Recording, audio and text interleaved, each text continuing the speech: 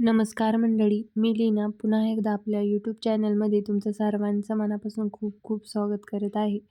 तर सकाळी सकाळी बघा मस्त आता शंभूला आवरून वगैरे दिलं होतं आणि तो आता स्कूलला चालला होता. तर इथं त्याचीच तयारी चालू होती. आज व्हॅन येणार नव्हती त्यामुळे त्याला त्याचे पप्पा घेऊन जाणार होते आणि बाहेर थोडी पावसाची रिमझिम चालू आहे त्यामुळे तो छत्री घेऊन चालला होता.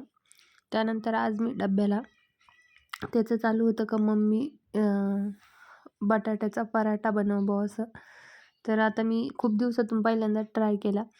तर त्याच्या पण कसं लक्षात आलं ते पण मला माहिती नाही. पण त्याला सहज सकाळी विचारलं का आता डब्याला काय देऊ? तर म्हणतो मला बटाट्याचा पराठा दे ना. तर मग म्हटले जाऊ दे सोपं पण आहे करायला. तर पटकन करायला घेतला. आता त्याला इथं बनवून दिले होते आणि आता आमचे देखील मी लगेच बनवून घेत होती. कारण पीठ आहे ना नंतर गव्हाचं मग ते थोडं आहे ना असं सैल होऊन जातं. मग त्यामध्ये ते मिश्रण टाकलं ना जास्तच मग चिटकतं. मग त्यामुळं म्हटलं बनवून ठेवू कारण नंतर पण तव्यावर गरम वगैरे करता येईल. तर इथं मग मी बनवून घेत होती. त्याचं आवरून दिलं होतं. बाकीचे जे राहिलेले ते देखील बनवून घेतले होते. तर आता इथं जे सारण आहे ना मी ते म्हणजे असं भाजीसारखं न करता आपलं फक्त जे बटाटे आहे ना ते शिजवून म्हणजे वाफवून घ्यायचे कुकरमध्ये टाकून आणि त्यानंतर त्याच्यात लाल तिखट टाकून आपलं अद्रक, लसूण आणि हिरवी मिरचीची पेस्ट आणि बारीक चिरलेली कोथिंबीर टाकून ते असंच कालवून घ्यायचं. कोणी कोणी काय करतं की बटाट्याची आपण जशी भाजी बनवतो ना तसं देखील कोणी बनवतं. पण मी तसं नाही बनवलं. असंच मिश्रण बनवलं होतं. पण मस्त झाले त्याचे देखील पराठे. कारण मी पहिल्याच वेळेस ट्राय केले. मला पण एवढं काही म्हणजे मी अगोदर काय बनवलेलं नाही. बाकीचे बनवले मेथीचे, त्यानंतर कोबीचे बनवले आणि पालकाचे तर सततच चालू असतात. कारण पालकाचे आम्हाला खूप आवडतात. तर मग इथं हे बटाट्याचे पहिल्याच वेळेस ट्राय केले होते, पण मस्त झाले. आणि इथं बघा मी असे ना 2 छोट्या-छोट्या पोळ्या करून मध्ये त्याचा उंडा टाकायचा. आपण जी पुरणाची पोळी बनवतो ना, मी तशा बनवत होती. अगोदर म्हणजे मी वेगळ्या पण पद्धतीने बनवून पाहिले, पण त्याने ना ते काय व्हायचं मधी फाटला जायचा तो. तर मग मी तसं 2 पोळ्या बनवून मस्त बनवून घेत होती. तर त्याने काय होईल म्हणजे फाटत पण नव्हतं आणि ना टम्म एकदम मस्त अशी फुगत होती. आपली जशी पुरणाची पोळी फुगते ना, तशी फुगत होती. मग मी तर तसेच बनवून घेत होते आणि त्यावर आहे ना मस्त असं गावरान तूप टाकत होती. तर तुपाने म्हणजे छान लागतं. तर आता त्याला दही नको बोलला तो, मग त्याला सॉस दिला होता. तर दह्याबरोबर मस्त लागतं हे पराठे. तर इथं मस्त असे बघा किती टम्म फुगले आहे. आता कोणतं पण म्हणजे रेसिपी म्हणा जर व्यवस्थित झाली ना, तर आपल्याला पण करायला मजा येते म्हणजे हुरूप येतं आणि समज जर मग ते थोडंफार बिघडलं, तर मग करायला पण असं मन लागत नाही. पण आता इथे एवढे मस्त जमत होते ना हे, तर असं वाटत होतं किती करावं आणि किती नाही. तर इथं बघा किती असे एकदम टम्म फुगत होते. आपल्या जशा पोळ्या फुगते ना, तसेच फुगत होते मस्त. तर इथं मस्त असे मी आता सर्वच जे आहे ते बनवून घेत होती. कारण म्हटले तो आला ना स्कूलवरून मग परत त्याला पण लागेल. तर मग इथं बनवून घेत होती. तर म्हटले आज पराठेच बनवायचं होतं म्हणजे नाश्ता. बाकी घरातली कामं आवरली होती आता किचनची. तर टाकी संपली होती गॅस टाकी. तर ती बाहेर काढून घेत होती. कारण मग परत भरायला लावावं लागेल आणि म्हटले आज किचन खालसाईन थोडं साफ करून घ्यावा. कारण थोडं-थोडं साफ केलं ना, तर जास्त घाण वगैरे होत नाही. मग ते लवकर साफ नाही केलं ना, तर जाळ वगैरे, धूळ अशी जमा होती तिथं. तर म्हटले आज स्वयंपाक पण म्हणजे पराठेच होते आणि आज आम्हाला बाहेर देखील जायचं होतं. शंभू स्कूलवरून आल्यानंतर. तर म्हटले मग त्याला यायला उशीर होता. तर आज थोडी किचनची खाली साफसफाई करून घेऊ म्हटले. तर मग इथं माझं तेच साफसफाई करायचं चालू होतं.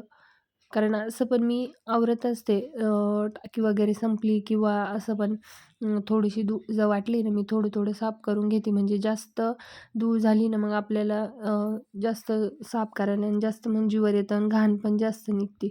थोडं साफ करत असलं ना, मग जास्त जीवावर येत नाही. तर मग इथं मी झाडून मस्त आणि तिथं लगेचच पुसून घेत होते. आता तिथं थोडा तेलाचा डबा ठेवते ना, त्यामुळे खाली ना असं चिकट झालेलं होतं. तर घासणीने ते देखील घासून आणि मस्त असं पुसून वगैरे घेतलं साफ करून.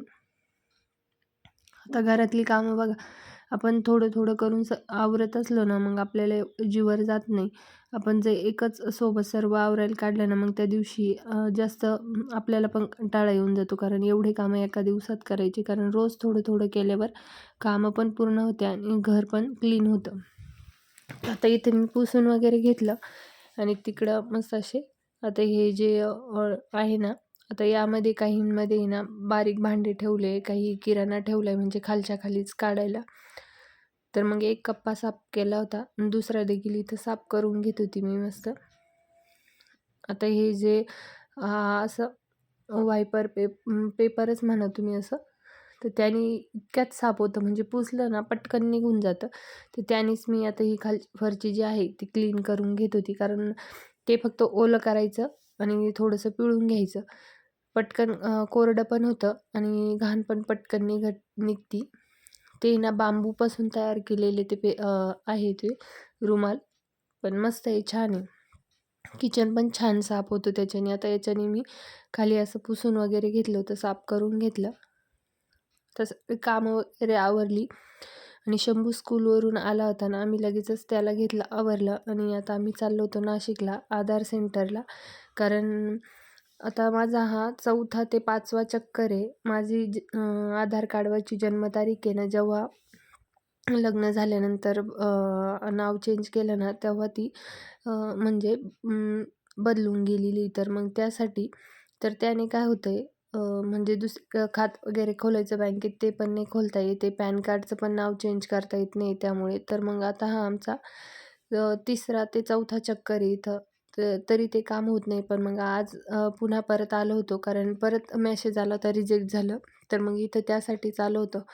त्यानंतर मग आता शंभूला आहे ना बॅग घ्यायची होती. तर तिथं जवळच एक DIY म्हणून होतं. तर मग तिथे गेलो होतो आम्ही बॅग बघण्यासाठी. पण एवढे महाग वस्तू होत्या ना इथं, म्हणजे तर भरपूर दिसत होतं चांगलं-चांगलं. पण मग किमती जर बघितल्या ना नको वाटत होत्या. बाकी काही घेतलं नाही. तिथे मी फक्त म्हणजे जे बजेटमध्ये बसेल तेच घेतलं आणि तिथून बॅग तर काही घेतली नाही. कारण बॅग मोठ्या पण खूप होत्या.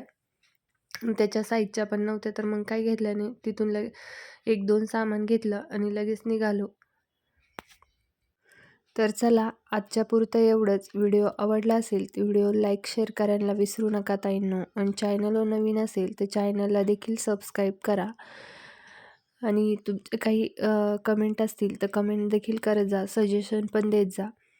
तर हा जो व्हिडिओ आहे तो 2 दिवसापूर्वीचा आहे. मोराचा जो मोर मागे आला होता त्याचा. पण तो बघितला ना सारखा-सारखा टाकावा वाटतो.